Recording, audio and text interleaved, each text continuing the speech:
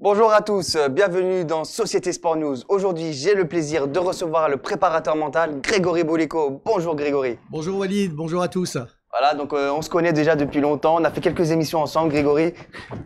Oui, absolument, avec quelques athlètes où on a effectivement parlé de prépa mentale. Et c'est vrai que dans les émissions qu'on a fait, c'était un peu avant toute cette mascarade, avant le couvre-feu, confinement, pseudo-confinement, je ne sais pas. Mais on parlait que de sport vraiment à ce moment-là. Exactement.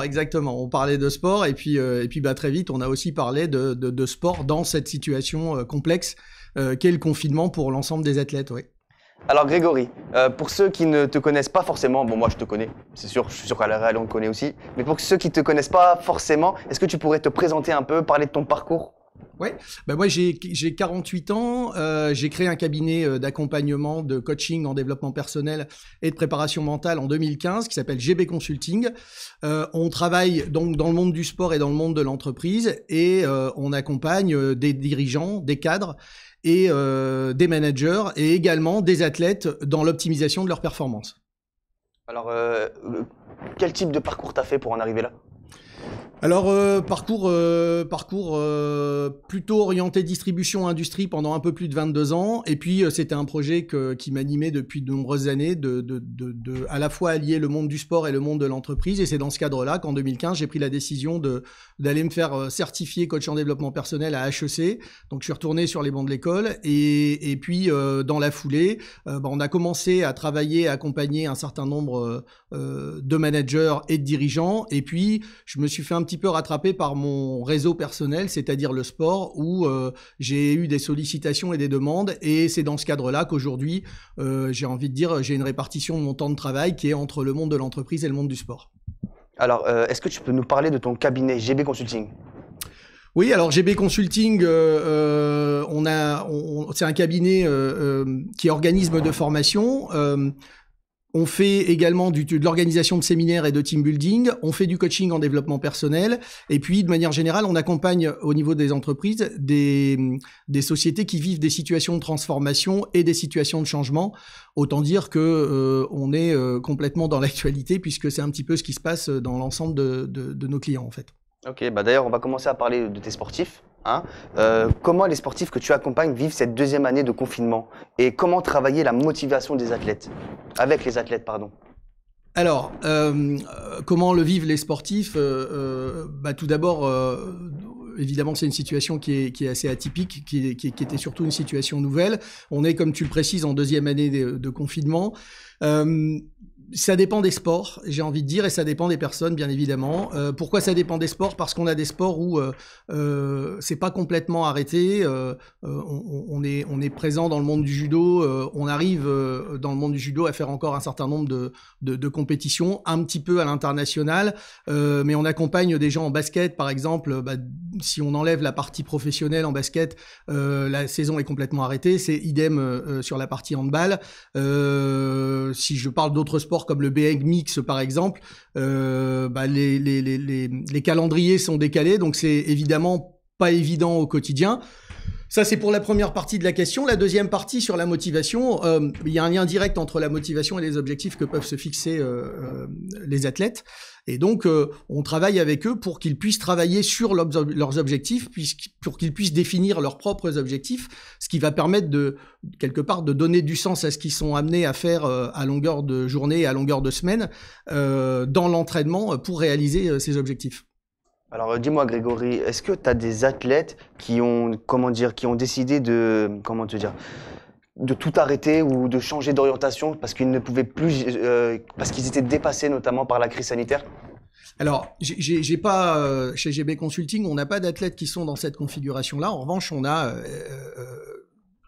un certain nombre d'athlètes qui ont eu des pics de motivation plus ou moins hauts ou plus ou moins bas, bien évidemment, en fonction de l'actualité et en fonction des perspectives qu'ils peuvent avoir finalement au quotidien dans la pratique de leur sport, oui. Alors, je vais te sortir un petit moment de ton domaine. On va sortir du sport un tout petit moment, rassure-toi. En dehors du domaine sportif, comment une personne peut-elle gérer mentalement cette période de crise sanitaire pour, disons, ne pas perdre espoir et pour ne pas craquer surtout ? C'est une situation qui est compliquée. On l'a vu d'ailleurs, les médias en parlent régulièrement. C'est sûr que cette période, elle n'est pas simple. Elle n'est pas simple parce qu'elle est déstabilisante par rapport aux repères qu'on peut avoir sur le mode de fonctionnement habituel, qu'on soit d'ailleurs dans le monde du sport ou dans le monde de l'entreprise. Et nous, on l'observe aussi dans le monde de l'entreprise. Le sujet du télétravail, par exemple, est quelque part d'un peu d'isolement, mais effectivement déstabilise un certain nombre d'acteurs en entreprise. Et donc, c'est pas simple.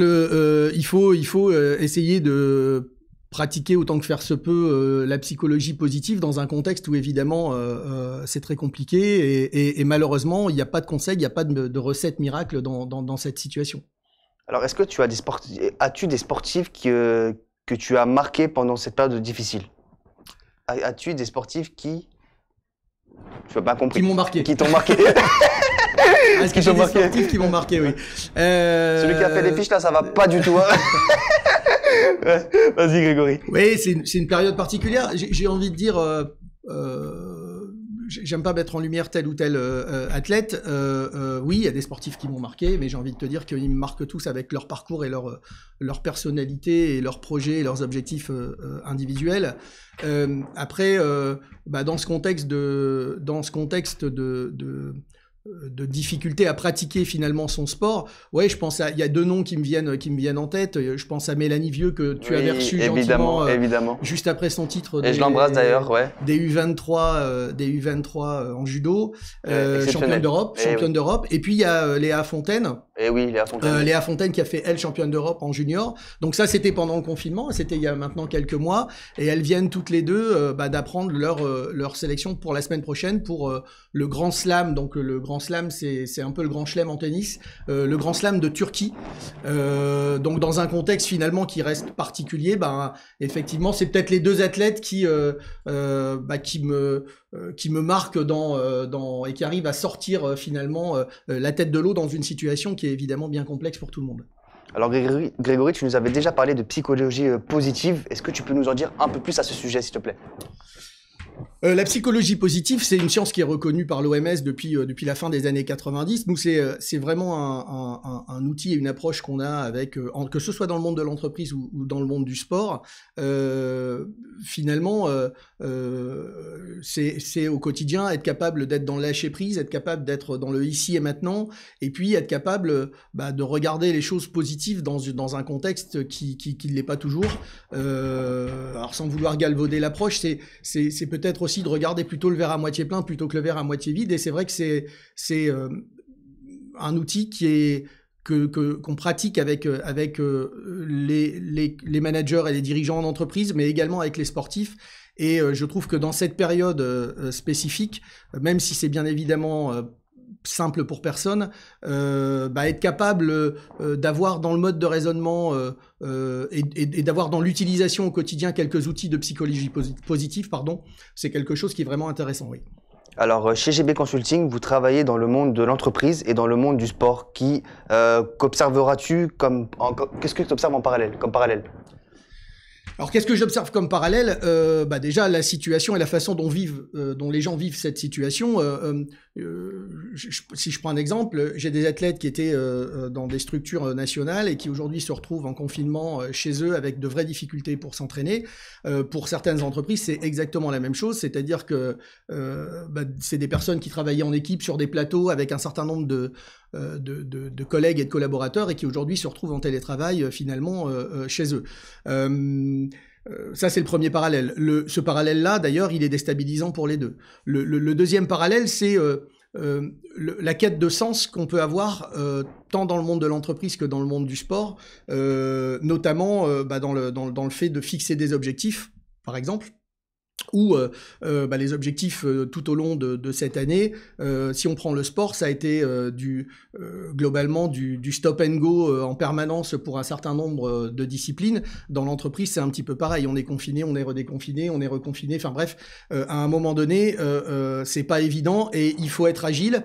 Et au-delà d'être agile, c'est être capable de se tenir en extension, j'ai envie de dire, face à une situation qui est clairement instable et finalement peut-être aussi d'être capable de garder son énergie et de la dépenser sur les choses qu'on maîtrise et peut-être un peu moins sur les choses qu'on subit parce que de toute façon, on n'est pas forcément acteur.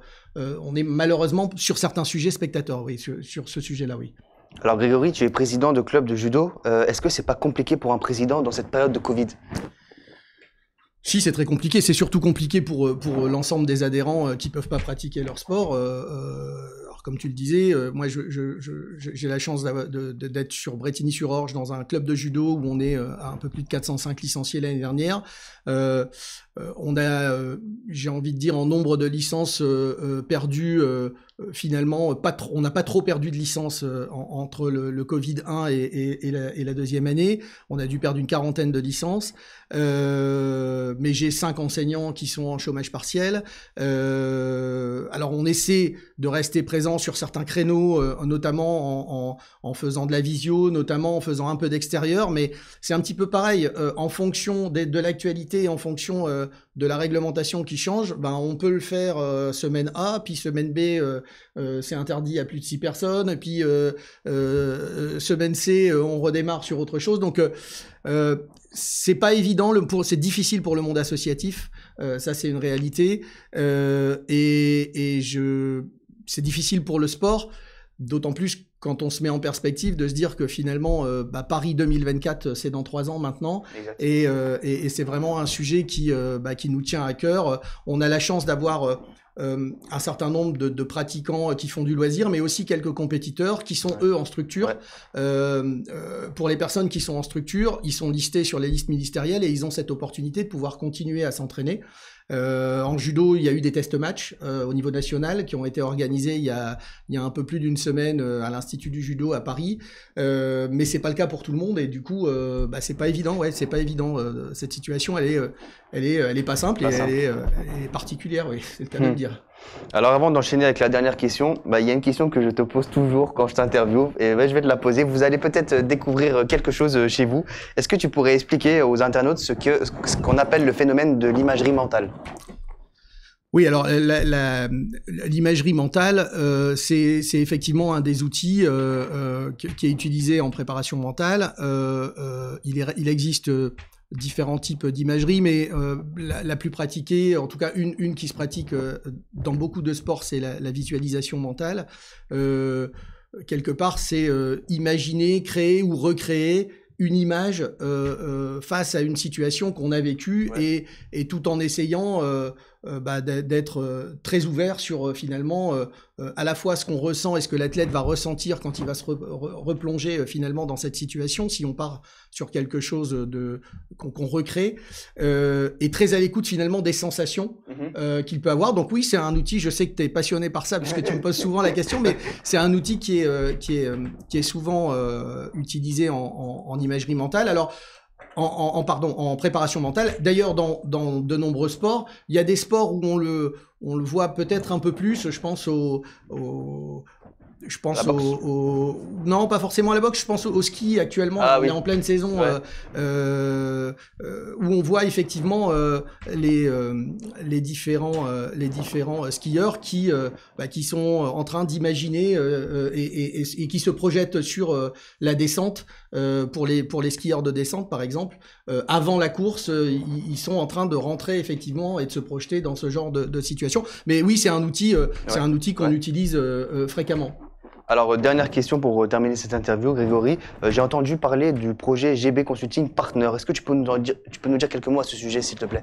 Oui, je peux évidemment te dire quelques mots. Alors, GB Consulting Partners, on en avait déjà parlé il y a un peu plus d'1 an et c'est un projet qu'on a pris la décision de décaler avec le Covid, et puis c'est quelque chose qu'on lance à partir du 1er mai. L'idée, c'est d'offrir et de donner l'opportunité à des coachs en développement personnel ou des préparateurs mentaux de rejoindre une équipe, l'équipe GB Consulting, pour être, j'ai envie de dire, pour ne plus travailler seul, mais travailler en équipe, pour se donner l'opportunité d'avoir aussi un peu plus de visibilité, notamment sur les réseaux sociaux, au sens large du terme, et puis pour être capable aussi sur certains projets de répondre en équipe à certaines demandes, et enfin en tout cas pour toutes les personnes qui sont en région parisienne, d'avoir un point de chute dans nos bureaux, dans le 12e, à côté de Bercy. Et voilà, c'est un projet qui me tient à cœur, c'est un projet qu'on avait imaginé à la création du cabinet et qui voit le jour. Là, on a commencé à communiquer un tout petit peu sur le sujet, mais en tout cas, c'est quelque chose qui voit le jour et qu'on met en place à partir du 1er mai 2021. Ok. Alors, c'est la fin de cette interview. Grégory, merci infiniment d'être venu sur ce plateau. Qu'est-ce que je peux te souhaiter? Eh ben écoute, que le Covid, que tout le monde se fasse vacciner et que le monde et le monde du sport et le monde de l'entreprise puissent reprendre et le monde au sens large du terme, qu'on puisse revenir sur un schéma qui sera certainement plus jamais un schéma identique à ce qu'on a connu avant, mais en tout cas qu'on puisse revenir dans une certaine normalité et puis me souhaiter de prendre du plaisir parce que c'est ce que je fais aujourd'hui et j'essaie de m'attacher à ça. Alors, pour tous ceux qui ont regardé cette vidéo, n'hésitez pas à mettre à nous dire tout ce que vous pensez, ça se passe en commentaire. Et n'hésitez pas à vous abonner à la chaîne Société Sport News sur YouTube, voilà, on vient de commencer. Et de vous abonner à la chaîne de Grégory. GB Consulting Mental et Coaching sur YouTube. Voilà, et voilà, on va continuer à faire des vidéos, peut-être même avec Grégory, pourquoi pas. Et voilà, donc j'espère que vous avez beaucoup aimé cette vidéo. Et on se retrouve très prochainement pour une autre vidéo sur Société Sport News. Bonne journée à tous.